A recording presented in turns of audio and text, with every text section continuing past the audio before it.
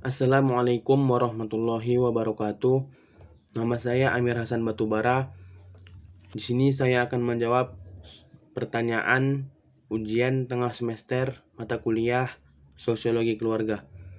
Yang pertama adalah ada beberapa teori dalam kajian sosiologi keluarga. Jelaskan dan sebutkan. Yang pertama adalah teori struktural fungsional. Menurut teori ini, masyarakat adalah suatu sistem sosial yang terdiri atas bagian-bagian yang saling berkaitan dan menyatu dalam keseimbangan. Perubahan yang terjadi pada satu bagian akan mempengaruhi dan membawa perubahan pula terhadap bagian yang lain. Yang kedua, teori konflik. Teori konflik mengatakan masyarakat sebagai sistem sosial akan terus berkembang dan mengalami proses perubahan, namun juga mengalami kegoncangan di dalamnya. Menurut teori ini, masyarakat senantiasa berada dalam proses perubahan yang ditandai dengan pertentangan yang terus-menerus di antara unsur-unsurnya. Yang ketiga, teori interaksionis simbolik.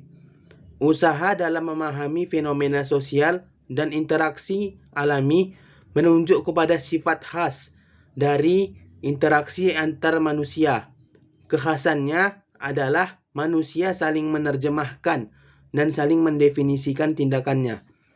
Yang keempat, teori gender. Perilaku interaksi manusia dalam membedakan atau membagi peran antara laki-laki dan perempuan di masyarakat tertentu dan di waktu tertentu juga.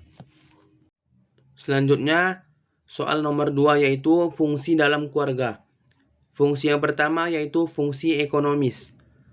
Fungsi ekonomis adalah untuk menjaga kebutuhan dasar keluarganya. Yang kedua, fungsi sosial, yaitu memberikan status dan prestasi kepada anggota keluarganya. Yang ketiga, fungsi edukasi, yaitu memberikan pendidikan kepada anak-anaknya.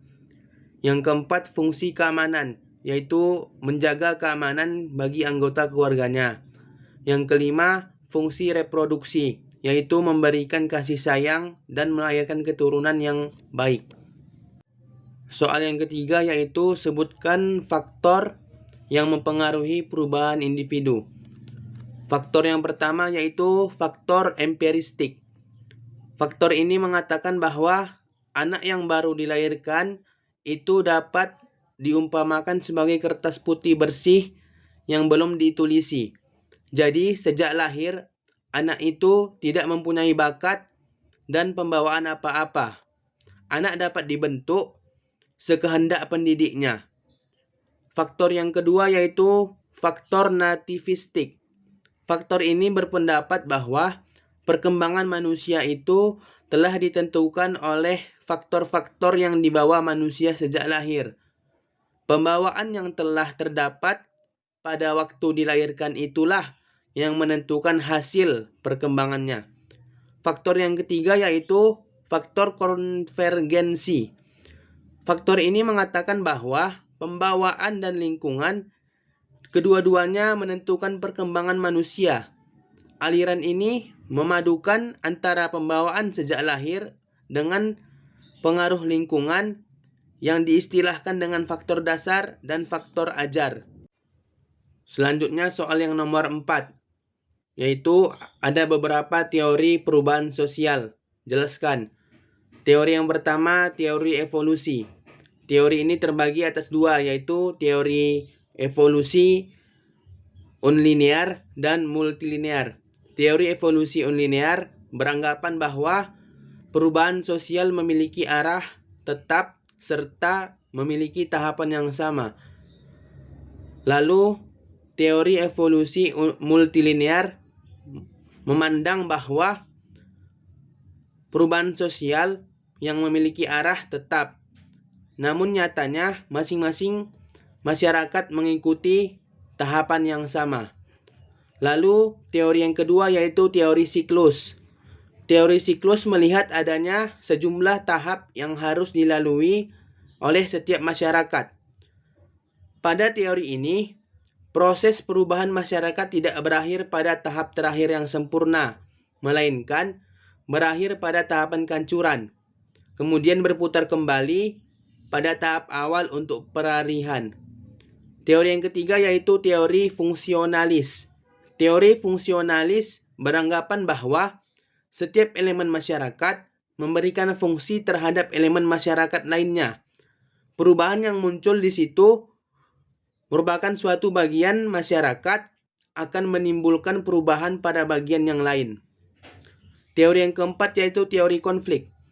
Teori konflik memandang konflik yang terjadi antar kelompok, antar kelas sosial merupakan sumber paling penting dan berpengaruh dalam semua perubahan sosial. Soal yang kelima yaitu pertanyaannya, sebutkan proses terjadinya perubahan sosial. Proses perubahan sosial yang pertama yaitu difusi. Difusi adalah suatu proses penyebaran unsur-unsur kebudayaan yang meliputi ide-ide, keyakinan, hasil-hasil kebudayaan, dan sebagainya dari individu ke individu yang lain, dari suatu golongan ke golongan yang lain. Yang kedua yaitu akulturasi. Akulturasi adalah sebagai proses sosial yang timbul apabila suatu kelompok manusia dengan suatu kebudayaan tertentu dihadapkan dengan unsur-unsur kebudayaan asing sedemikian rupa sehingga unsur-unsur kebudayaan asing itu dapat mempengaruhi dan diterima oleh kebudayaan sendiri tanpa menghilangkan sifat khas kepribadian dan kebudayaan sendiri. Yang ketiga yaitu asimilasi. Asimilasi adalah merupakan proses sosial tingkat lanjut yang timbul jika terdapat golongan-golongan manusia yang mempunyai latar belakang kebudayaan yang berbeda-beda, saling berinteraksi dan bergaul secara langsung dan intensif dalam waktu yang lama. Yang keempat, akomodasi. Akomodasi diartikan suatu pengertian yang digunakan oleh para sosiolog untuk menggambarkan suatu proses dalam hubungan-hubungan sosial yang sama. Mungkin ini saja yang dapat saya sampaikan. Lebih dan kurang mohon maaf. Billahi taufik wal hidayah. Assalamualaikum warahmatullahi wabarakatuh.